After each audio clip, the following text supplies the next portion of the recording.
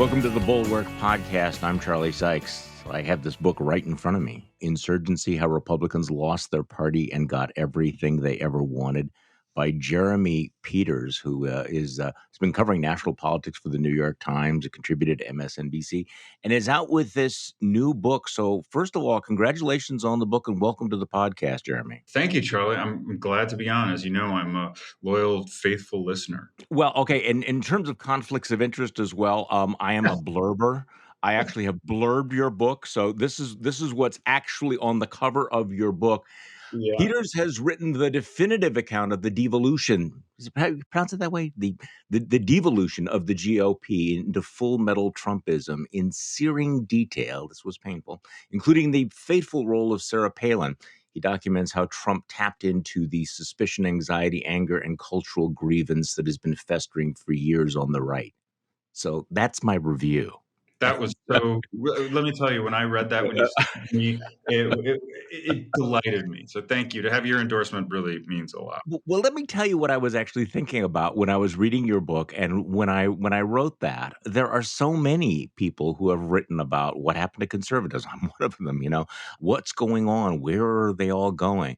But I keep coming back to something that Jonah Goldberg wrote like almost 20 years ago. I think he wrote it back in 2003, where he described how when people from the media would write about conservatives, it was a little bit like sort of gorillas in the mist. He called it conservatives in the mist. There was sort of a nature documentary vibe. Who are these strange creatures out there?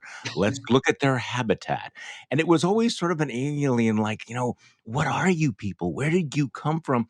And you have, in contrast to that, Jeremy, because I followed your stuff for so long, you actually have spent enough time in the mist that I think that you understand it at a level that I don't get from a lot of writers. As I was reading this book, I was going, yeah, damn, that's right. He's cut through the shit, and this is what's going on. So that's one of the things I really like about your book. Thank you. I really appreciate that because, as you know, nuance is not something that many people in the blue checkmark crowd take as they should. It's very difficult to treat people you disagree with politically as human beings, Right. In today's age. Okay, so let's end the Mutual Admiration Society for a moment before we get into all of this. And again, what your book describes is the fact that this has been Trump's party for a very, very long time, which has implications for whether it will stay Trump's party even without Trump. The fact that he inherited a party that was already, as I've described it before, the dysfunction was a pre-existing condition, which you make very clear. So let's talk about what happened yesterday, where Mitch McConnell, after being asked whether it was appropriate for the RNC to call January 6th legitimate political discourse and to censure Liz Cheney and Adam Kinzinger. Well, let me give you my view of what happened January the 6th. And we're here. We saw what happened. It was a violent insurrection for the purpose of trying to prevent the peaceful transfer of power after a legitimately certified election from one administration to the next. That's what it was. With regard to the suggestion that the RNC should be in the business of picking and choosing Republicans who ought to be supported, traditionally the view of the National Party committees is that we support all members of our party, regardless of their positions on some issues. Do you have confidence in her, Ronna McDaniel, as chairwoman of the committee? I do, but the issue is whether or not the RNC should be sort of singling out members of our party who may have different views from the majority. That's not the job of the RNC. Okay, so Jeremy Peters, what is your take on all of this? I mean, we've seen this before, right? Mitch McConnell has broken with Trump before, but then he voted to acquit him in the impeachment trial, and he's refused to rule out supporting Trump 2.0 in 2024. So give me your take on that. Are there like tiny hairline fractures in the MAGAverse?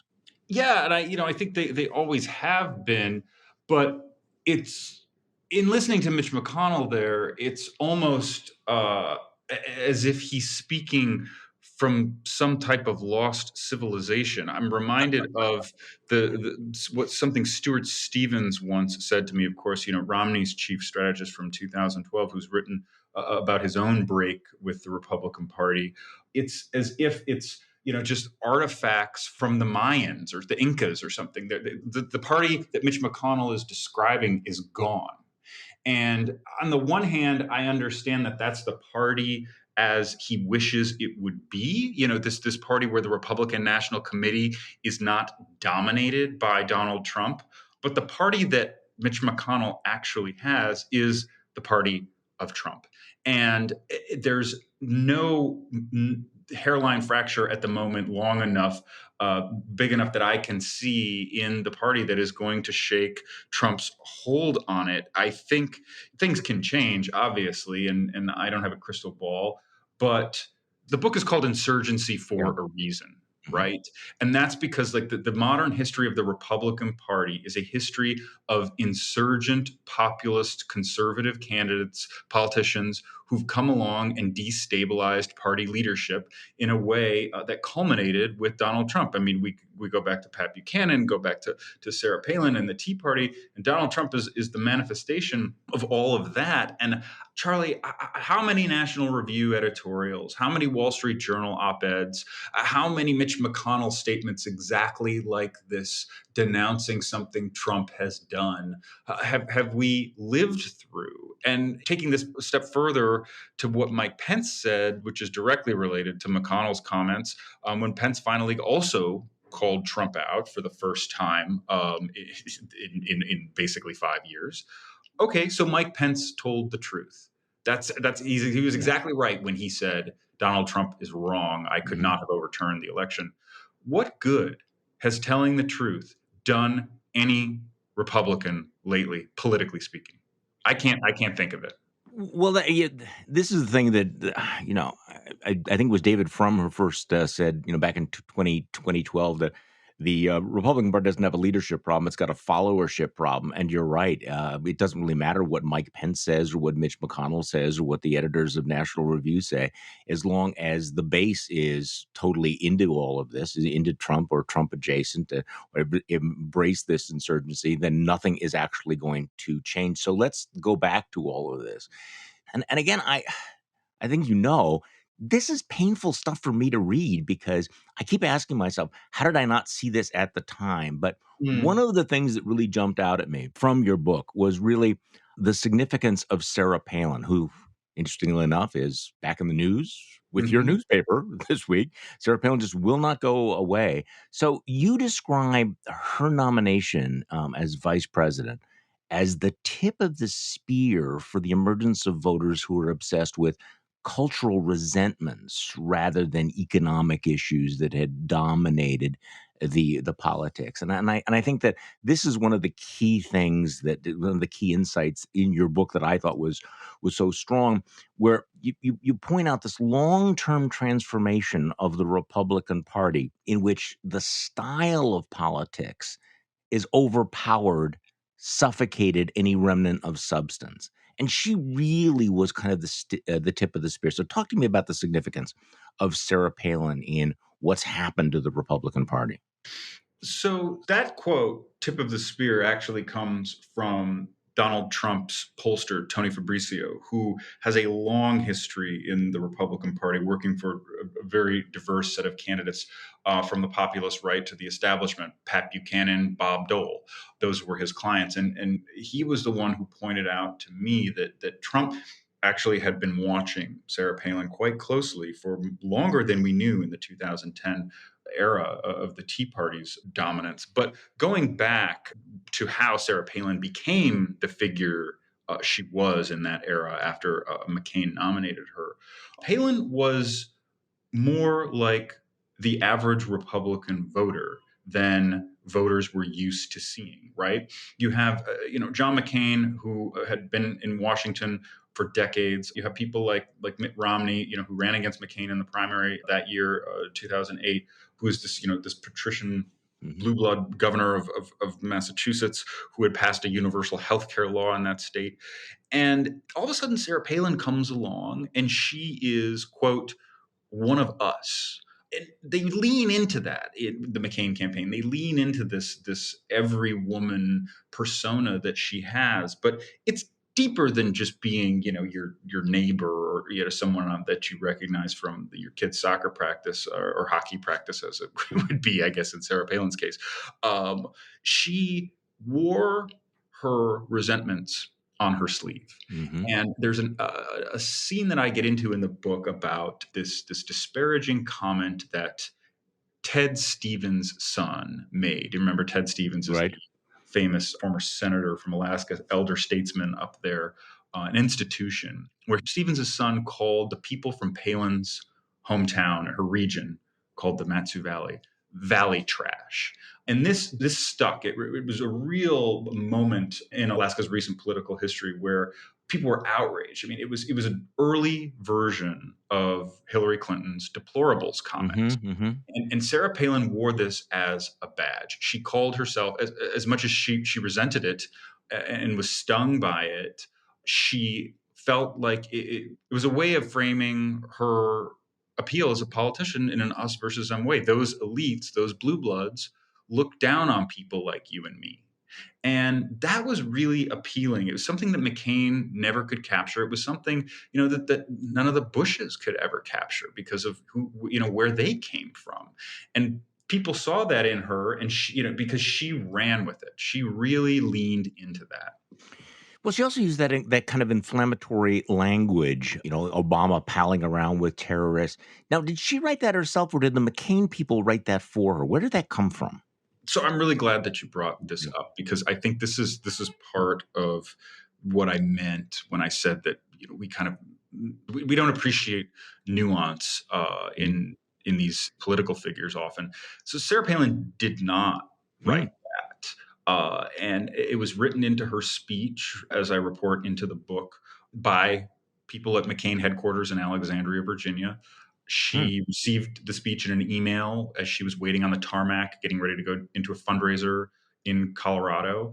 And it's interesting and telling because it shows that the McCain people knew the emotions, the buttons that she pushed, and how to manipulate those emotions in voters who had a sense of cultural resentment and felt displaced in American society.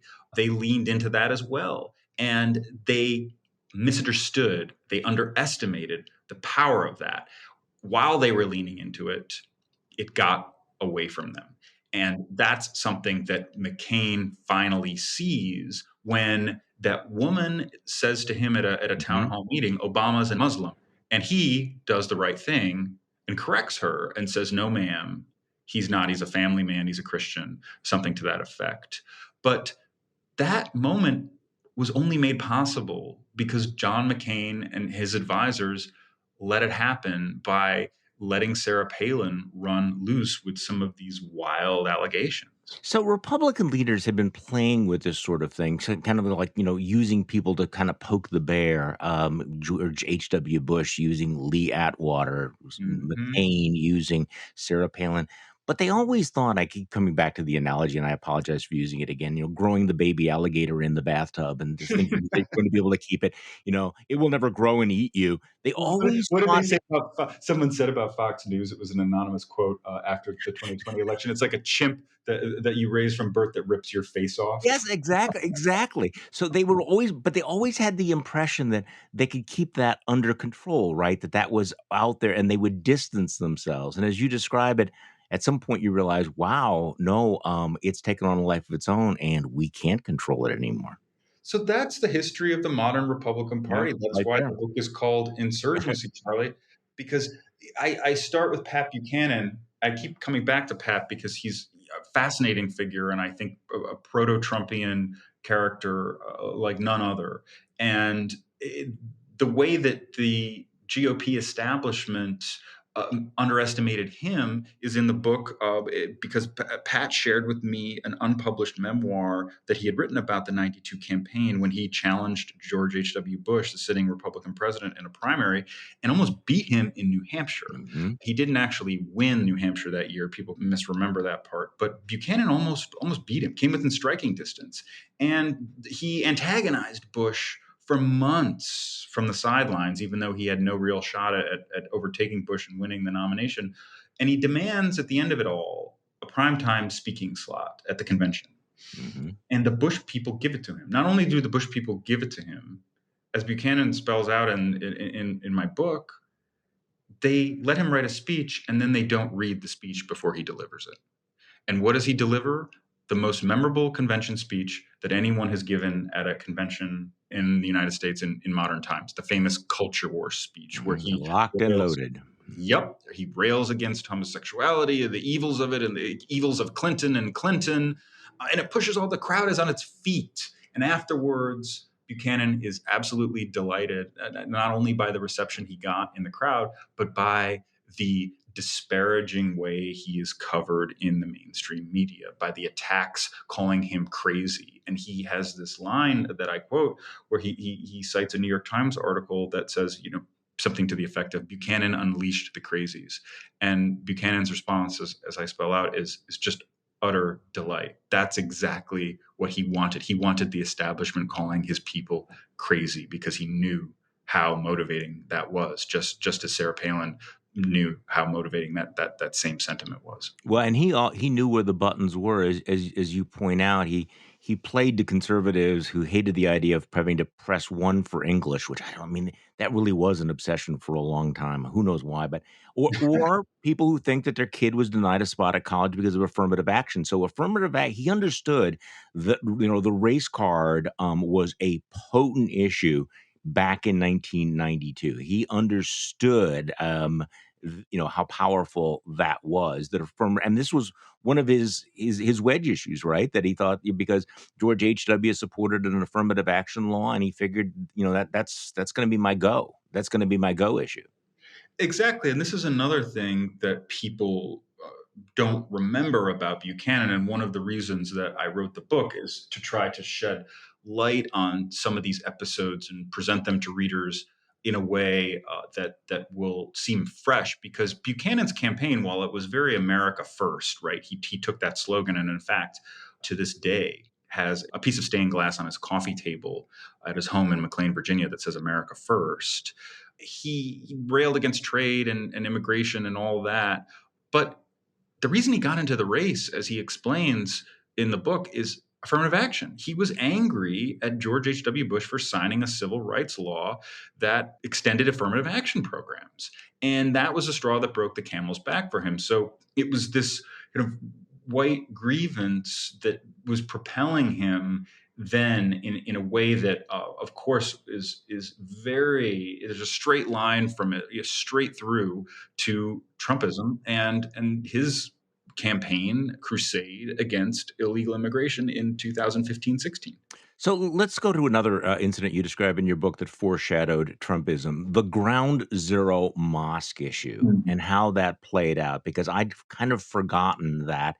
And reading your book, that really was kind of one of those, if people had been paying attention, maybe they would have understood what was going on. So tell me about the Ground Zero Mosque issue. The Ground Zero Mosque issue, bottled up inside it were all of the emotions, the xenophobia, the othering, the what you saw spill out of the first part of the Obama administration, where there were people who, in very very sinister tones, presented Obama as this un-American figure who was undermining the government from within. And the Ground Zero Mosque, for people who don't remember, was the nickname given to an Islamic cultural center that was proposed for construction near the site of the World Trade Center. It wasn't a mosque. It was the equivalent, as the developer explains to me in the book, of a Jewish community center or a YMCA, except for it would be Muslim, not Christian or Jewish. But its proximity to ground zero and the fact that an imam was its public face made people's minds run wild with delusions. And many of the people who ended up involving themselves in the campaign to stop this mosque, crucially, were people who ended up planning and running Donald Trump's presidential campaign or advising him in the White House. And these are people like Roger Stone, people like Steve Bannon, Dave Bossie, Sam Mhm. Nunberg, who was an early Trump advisor who later left under various controversies. And Robert Mercer was the money behind some of this, some of the advertising to try to stop the project.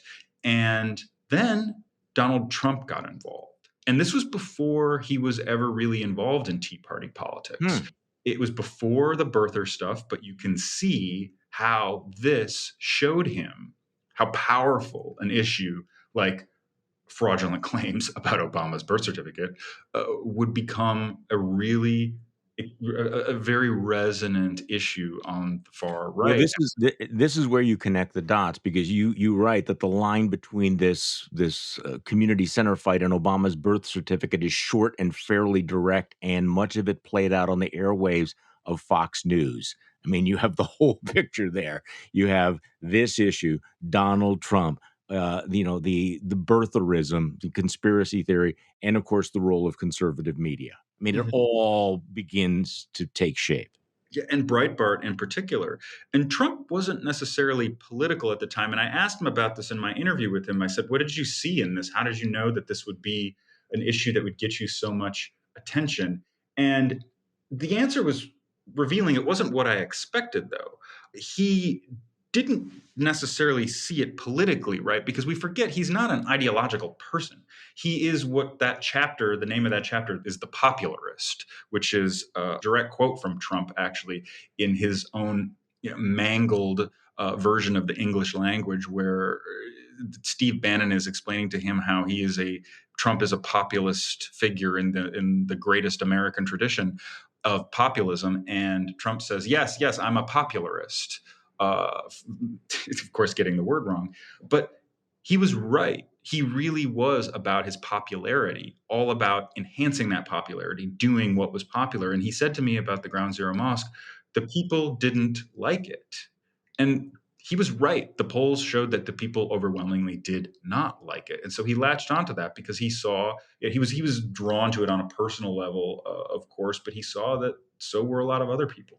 So you have a lot in the book about the role of Fox News, the role of the conservative media, and the rise in the presidency of Donald Trump. But I wanted to focus on your description of his relationship with Rush Limbaugh, because I really think there's really something there about the attitude of Rush Limbaugh's decision to support Trump, but also the way you describe that Limbaugh had really pioneered the conservative as outraged victim. That this really is this attitude, this style, telling Trump why he should never make a deal with Democrats. So talk about what Donald Trump picked up from Rush Limbaugh. Donald Trump picked up from Rush Limbaugh a sense of if you told your audience that certain elements of American society, respectable institutions like the media, government, academia, were the enemy, that really worked. And there is a scene that I describe in the book that happens right after Trump is elected. It's during the transition in 2016. Trump invites Limbaugh to Mar-a-Lago. Now, they weren't particularly close before then. I don't actually know that they had ever met before. But Limbaugh says to Trump, and this is so significant, it's so fascinating to me when Trump told me the story, because Trump is not an introspective guy. He is not the type to give credit to others for shaping his worldview, other than maybe Roy Cohn, right? So he tells me this story about Limbaugh and how Limbaugh told him, never cut deals with Democrats. Don't do what the Bushes did, because the Democrats will always screw you. They will never give you any credit, and it will never be enough. They will always hate you. That, in essence, was Donald Trump's governing philosophy for the 4 years that he was president. He didn't cut deals with Democrats. He was tempted to at times, remember, over things like Right. the Dreamers, but he never did, because ultimately the people around him and Trump himself knew that they wouldn't get credit for it, that they had to keep the base happy. They had to grow the base. That was always, this was a tension in the administration back then. But the side that always ended up winning out was the side that knew that Trump was probably never going to win over the mushy middle, because those people hated him. Who was going to turn out for him? The people on the right, the people who hated the Democratic Party, and those are the people that were Trump's loyalist constituency. Okay, so we talk, and you write about this, and we've talked a lot about the base and what the base believes, and how, in fact, Pat Buchanan tapped into the base, and Rush Limbaugh tapped into the base, conservative media. This may seem like a circular question, but why is the conservative base the way that it is? Was it always like this?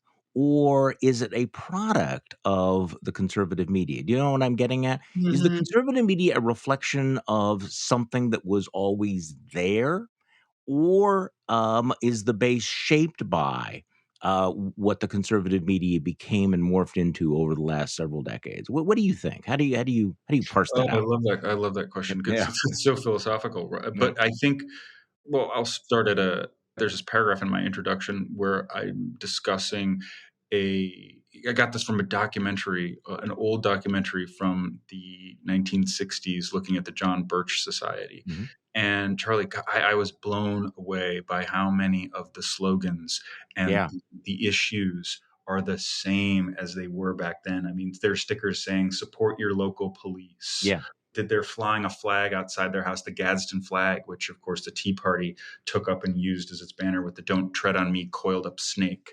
That it's so much of this mistrust of government, this notion that like liberals hate law and order, and I could go on and on. But Yeah. these divisive cultural wedge issues, they were always there, right? Like, what was the solution to dealing with Cuba and the communists? Nuke them. I mean, it's always like very simple black and white answers for very complicated problems. What do you do with rioters and looters? You shoot them. And this stuff is still very palpable today in our political culture. So yes, elements of it were always And there. race, of course. Yes. Oh, Yeah, yes. yeah, Yeah, exactly. When the looting starts, the shooting starts. Like yeah. that's exactly right. So you get all this together. It's there. It's under the surface. I don't even know if you could say it's under the surface. I think the answer is it was diffuse enough before social media, before cable news, and kind of the unifying force that all of that is in our modern media culture, that it couldn't organize incredibly effectively beyond something like the John Birch Society or a Barry Goldwater candidacy. So the image that's coming to me as we're talking about this is the man riding the elephant, and the elephant is this massive thing, and the man at some point begins the Republican intellectual leadership or the GOP establishment convinces itself that it's in charge, that it is guiding all of this. When other people came along and realized, no, you know what, Mhm. that's an elephant, and if you poke it this way or give it these incentives, it's going to go in a completely different direction. But that much of what we think of as modern republicanism was really sort of just a gloss on something much bigger and stranger that people like Pat Buchanan intuited, but that people like George Bush didn't really fully grasp. Do you agree? Right. Well, people like Pat Buchanan, and Buchanan explained this to me, and then somebody who worked with him very closely in the '92 campaign explained this to me, that during the Cold War, there was that unifying sense that the Yeah, Soviet Union is this great evil that we all it's have to easy. oppose, Mhm. right? If you're a Republican, and that's where you get Reagan and the evil empire from, right? And so the less popular parts of the Reagan Republican ideology, the cutting taxes for corporations, deregulating, which less popular may be the wrong way to describe that, but not populist by any measure, not popular with the masses, right? You don't win elections based on that kind of stuff. Those are donor class fixations. And once the Cold War is gone, as a unifying, as something, something to rally around, what are you left with? You're left with like an economic policy, that a laissez-faire economic policy that doesn't really appeal to the average voter. I mean, there's no constituency for that kind of stuff. No, and I think that was becoming increasingly clear. I mean, I was good friends with Paul Ryan, but Paul Ryan's economic vision had nothing to do with a party that was increasingly becoming kind of the Walmart blue collar party. So, as you point out in the book, so the party used to have these three legs of conservatism: social conservatism, economic conservatism, national defense. And you quote a Republican strategist named Todd Harris saying that, there's now a fourth leg. Now it's all about attitude. This is Mhm. stylistic conservative. What does that mean? So that is basically that leg for the moment is Trumpism. It's all about attitude. It's about aggression, punishing and pummeling your enemy, ripping the Democrats' face off. That was something that became clear to me as I report in the book when Newt Gingrich was challenging Mitt Romney for the Republican nomination in 2012. You had Newt uh, crushing it in these debates, excoriating the moderators, telling them that they were essentially, fake news before that term was popularized by Donald Trump. And the audience loved it because they wanted to see somebody who could really take the fight to Obama. And Mitt Romney wasn't going to do that. As I quote one of Mitt Romney's aides saying, Mitt is not the guy who's going to rip the other one's face off. If you want that, you're not going to get that from him. That's the kind of candidate that Roger Ailes wanted, of course. He wanted somebody in the arena, duking it out with the libs.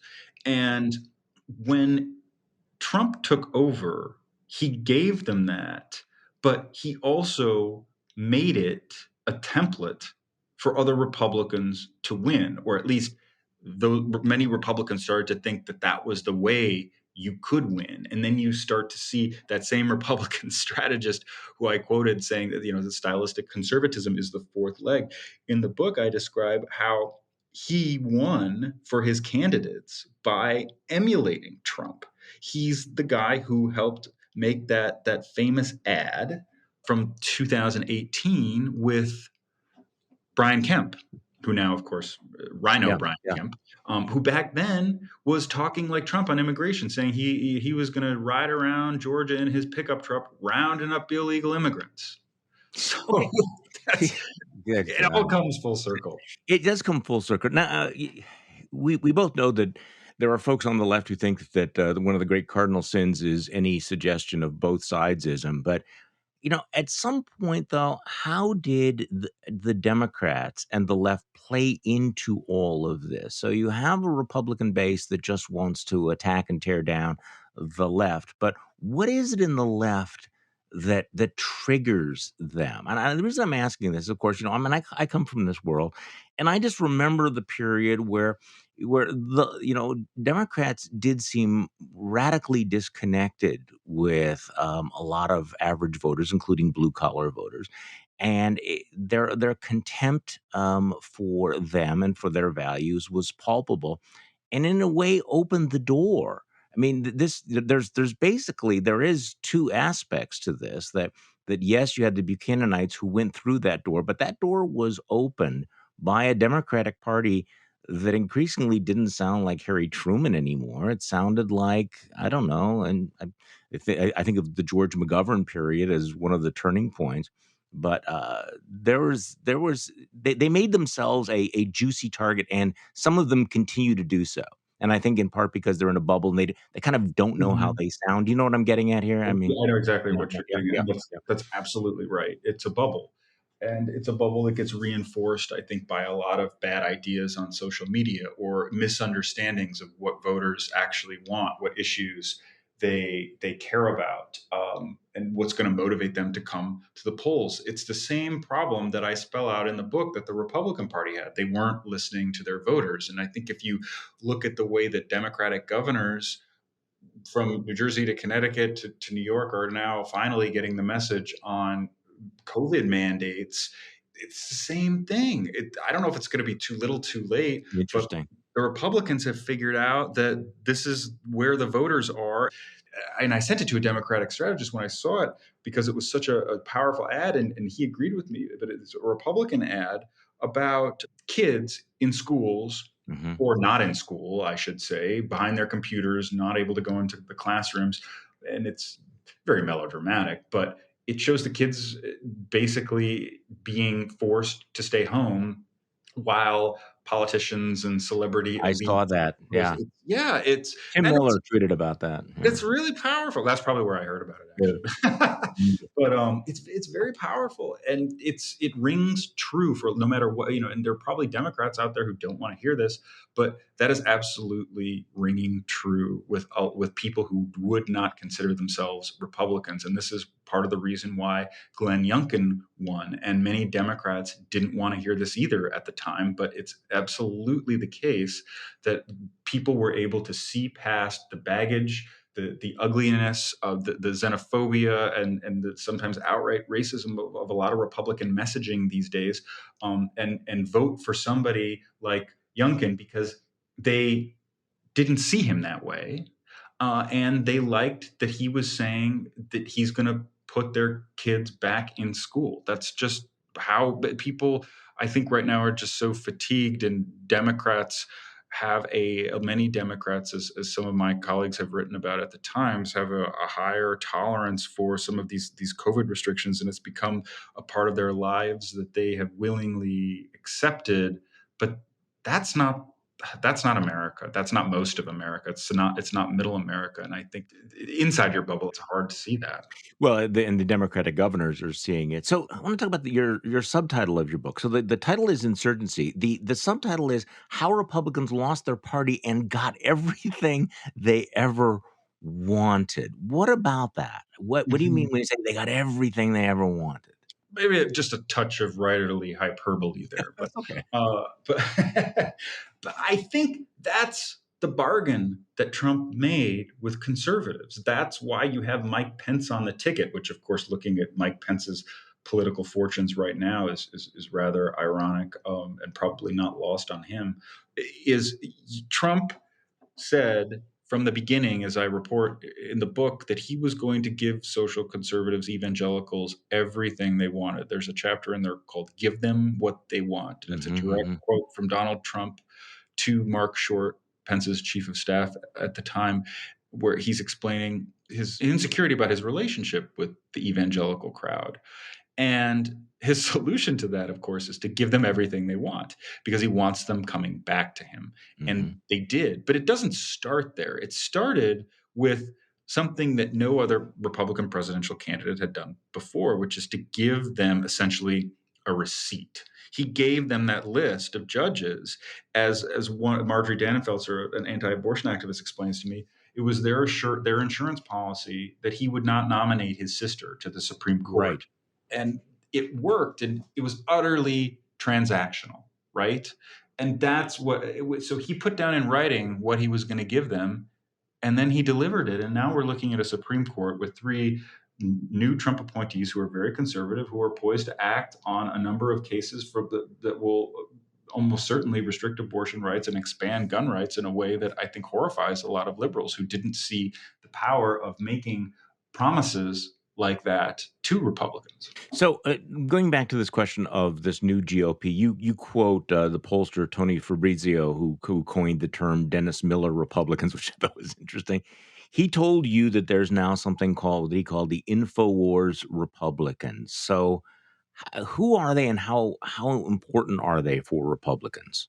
So this is actually something I think that the Washington Post identified in its review of my book, which I thought to myself, I wish I would have said it like that. You know how sometimes some people say things about your writing and more clearly and elegantly than you do. So what the book critic pointed out was that the story of the Dennis Miller Republican, which is something that Tony Fabrizio identified in 2007 as a type of like proto-Trump voter back then, who was mad about illegal immigration and hated environmentalists. That person becomes a Trump voter. The story of my book is really how you get from there to the Infowars Republican, and the Infowars Republican is now, according to Trump's pollster, fully 10% of the Republican electorate, which is astonishing because he started documenting shifts in the electorate back in 1997 after Bob Dole lost. He was at the time polling for Dole. Looked at the electorate and found back then that there were roughly 5 to 10% of Republicans who described themselves as progressives. Well, those people are long gone. I mean, think about how antiquated that phrase is. It's like an oxymoron. Yeah. Progressive Republican. So fast forward to 2021, and those people are replaced in number, at least, by this 10% of Infowars Republicans, who Fabrizio defines as people who believe in, I believe it's 4 or 5 conspiracy theories espoused by QAnon. So it's not like they believe that just one crazy thing that QAnon spouts, but 4 or 5. And that's something to really let sink in. Well, and let's go back full circle, because given all of that, even if Donald Trump leaves the stage tomorrow, they've unleashed all this. You described in another interview, you described it. The theme of your book is the way the Republican Party has led in these destructive elements over the years and empowered them to their detriment. And whether or not Donald Trump is one of those Republicans. So you even suggest that it's not unthinkable that the Marjorie Taylor Greens and her supporters could decide they've had enough of Trump, that they're going to go off and continue this movement, that it will actually become more extreme with time as opposed to the fever breaking. Right. And that's why I don't know if this book is where we are in the story. It's certainly not the end of the story. Is it the middle? Maybe. But I don't know at what point in the cycle of radicalism we are right now, because Marjorie Taylor Greene has this saying that she uses an awful lot when she's on podcasts, especially like Steve Bannon's podcast, where she says, I am the voter. And she's not every voter, but she's a lot of voters in the Republican Party. And that's the type of, populist fringe figure that the Republican Party has always struggled with trying to tolerate. And the answer has always been to try to, bring them in, not alienate them, let them, share. But look at Kevin McCarthy dancing around how to deal with her, right? I would put my money on Marjorie Taylor Greene coming out on the winning end of a fight against the Republican leadership. I don't know where it turns out with Trump. I do think, and I keep hearing from people who are really plugged into that core Trump base, that the vaccine thing is really potentially harmful for him. I think that's probably true. Yeah, that the base is now so far to his right that it may be too hard for him to. He may not have that touch. He may have lost the touch to deal with to command folks in his base like he used to. This is all just the speculation. Well, but no, I do think it is heading in that direction. I'm going to have a story about what's happening in Wisconsin politics over the next couple of days that is right along the lines of your thesis here. The Marjorie Taylor Greene wing of the party becoming more and more empowered because it has so much grassroots support. And once again, the establishment that thinks that it can somehow manage this or control this is now finding out that, wow, no, this is like a prairie fire out of control. The book is Insurgency: How Republicans Lost Their Party, Got Everything They Ever Wanted. It is a fantastic read, deeply insightful. Jeremy Peters is the author. You can read his work at the New York Times as well. Jeremy, thanks so much for coming on the podcast. Well, thank you, Charlie. Really glad to be here. And thank you all for listening to today's Bulwark podcast. I'm Charlie Sykes. We'll be back tomorrow, and we'll do this all over again.